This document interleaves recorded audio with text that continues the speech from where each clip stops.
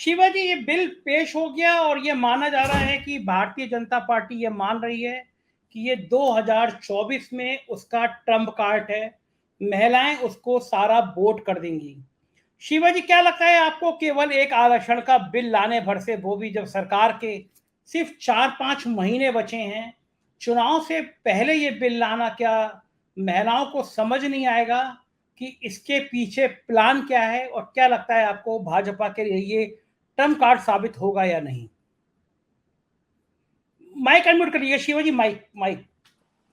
बहुत शुक्रिया संजय साहब। बहुत सिंपल मगर बहुत लोडेड सवाल किया है आपने। पूरे ये 10 साल हम लोगों ने महिलाओं पर अत्याचार होते देखे हैं। हमने वो नज़ारे देखे जिसके देख करके रूह कांप जाती है। और जिसके बाद उन नज़ारों के बाद हालत ये हो गई, लड़की भाजपा नेता की गाड़ी के नीचे 12 किलोमीटर तक घिसट रही है।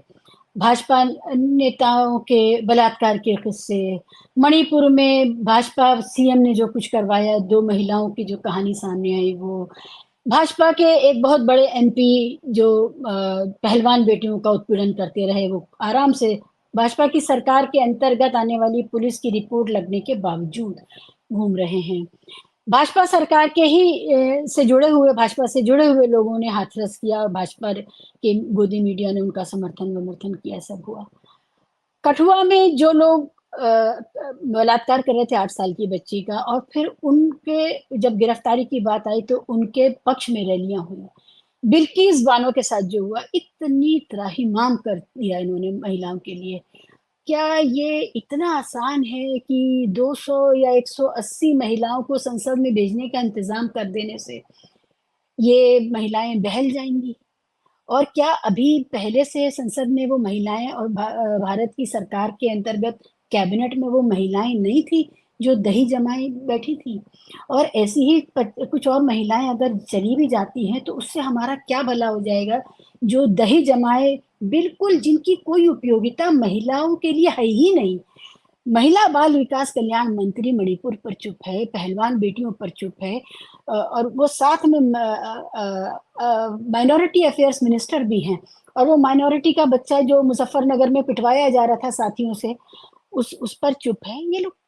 क्या मतलब, इस देश के क्या लोगों ने सोचना समझना बंद कर दिया है कि ये 180 महिलाओं का लालच दे करके वो अपने इन सभी पापों पर पर्दा डाल देंगे और हम बहल जाएंगे? हम बच्चे हैं क्या? हमें नहीं समझ आती क्या चीजें, कि आपकी सरकार ने, आपकी पुलिस ने, आपके विधायकों ने, आपके पदाधिकारियों ने, जो आपसे जुड़े हुए लोग हैं, उन सब ने किया है। जो आम अपराधी अपराध करे, पुलिस उसको पकड़े, न्यायालय उसे सजा दे, ये बात समझ में आती है। अपराधी अपराध करे, पुलिस उसको पकड़े, न्यायालय सजा दे, ये बात समझ में आती है। आपके यहाँ जिसको पकड़ना है वही अपराध कर रहा है। आपके उत्तर प्रदेश में आप जहाँ रहते हैं संजय साहब, वहां पर महिला नेत्री ने कहा था कि 5 बजे के बाद पुलिस थाने ना जाए महिलाएं। आपको याद होगा, थाने सुरक्षित नहीं है महिलाओं के लिए, 5 बजे के बाद ना जाए, जब एक घटना घटी थी उत्तर प्रदेश में। तो एक जो बुनियादी आपने जो सवाल मेरे सामने रखा, तो उस पर मैं ये बात कहूंगी कि इसको भूल जाइए कि जो 180 महिलाओं के लिए और इंतजाम हो रहा है, उसमें कितनी सवर्ण होंगी, कितनी गैर सवर्ण होंगी, और सब। अब यहाँ पर मैं यहाँ ये भी पूछना चाहूंगी कि जो पसमानदा बहनें हैं, उनको क्यों भूल गए? कठुआ की बेटी पसमानदा लड़की थी, बिल्किस बानो पसमानदा लड़की है।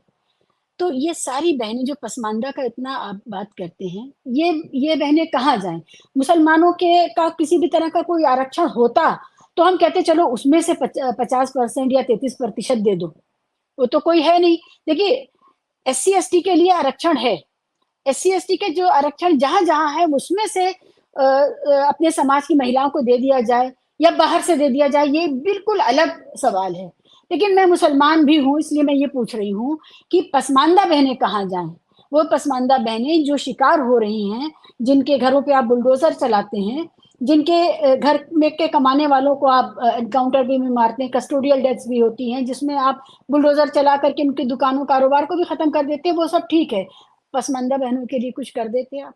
तो ये जो बहलाने वाली मुद्रा है, देखिए ये अलविदा की बेला है। अलविदा की बेला में वो कुछ ऐसा चाहते थे कि इंडिया अलायंस को शायद कोई तकलीफ हो जाए या कुछ डिस्कम्फर्ट पैदा कर दें, वो नहीं हो पाई। राहुल गांधी ने फौरन इस वार की धार को भोतरा कर दिया, उनका समर्थन, बात खत्म। आइटम नंबर 1 से दूसरे पर कूदने वाली सरकार को लगा था ये तो कुछ दिन तक चलेगा, ये ज़्यादा देर तक नहीं चलेगा क्योंकि इसमें तो सभी आ जाएँगे समर्थन देने के लिए। बस बात इतनी है कि ड्राफ्ट लेवल पर इन्होंने जो एक्सपर्ट्स थे उनको नहीं बिठाया, जो इतने एनजीओज़ थे, नारीवादी संगठन थे, महिला समाजकर्मी थी, इतने तरह का वैरायटी है हमारे समाज में महिला होने की भी, एक जैसी महिलाएँ नहीं हैं, उन सबको नहीं बुलाया। जो महिलाएं पहले से संसद में हैं, चाहे वो प्रज्ञा ठाकुर हों, चाहे वो साध्वी प्राची हों, अगर इसी तरह की महिलाओं की तादाद बढ़ने वाली है, तो मेरे लिए बहुत फिक्र की बात है। मुझे बिल्कुल खुशी नहीं होगी कि जो महिलाएं पितृसत्तावादी एजेंडे को लागू करें और उनसे ज्यादा उनकी गुलामी में, more loyal than the lord himself, उनसे ज्यादा गुलामी और चाटुकारिता करके दिखाएं। अगर अपराध करना है तो वो महिला ज्यादा अच्छा करेगी, ज्यादा बेहतर करेगी। माया कोडनानी ने, वो मंत्री भी थी, विधायक भी थी, उसने सिलेंडर्स दिए थे जलाने के लिए मुसलमानों को। साध्वी प्रज्ञा ने की बाइक आपको पता ही है। बहुत सारी ऐसी महिलाएं हैं और साथ में जो दरवाजे पे संसद पे बैठी हुई हैं कि किसी तरह मौका मिले और हम भी अंदर आ जाएं।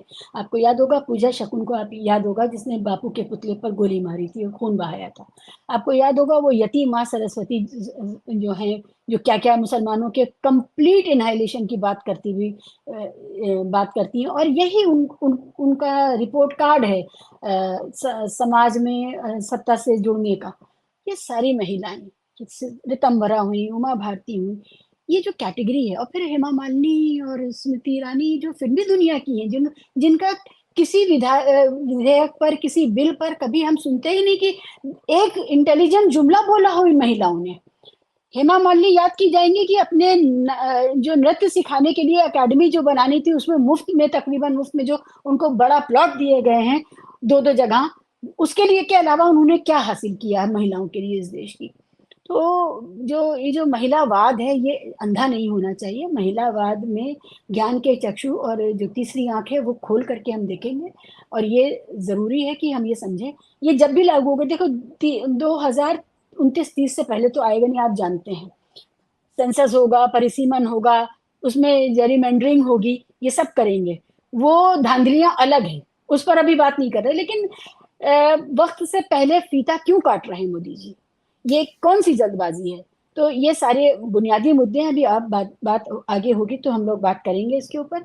और इसमें आपने अपर हाउस और लोअर हाउस का भी सवाल है कि राज्यसभा में कंपोजिशन नहीं बदलेगा, विधान परिषदों में भी कंपोजिशन नहीं बदलेगा, सिर्फ इस तरफ कंपोजिशन बदलेगा। इसका क्या असर होगा, पूरी जो संसदीय प्रणाली है उसके ऊपर क्या असर होगा, ये भी देखना होगा।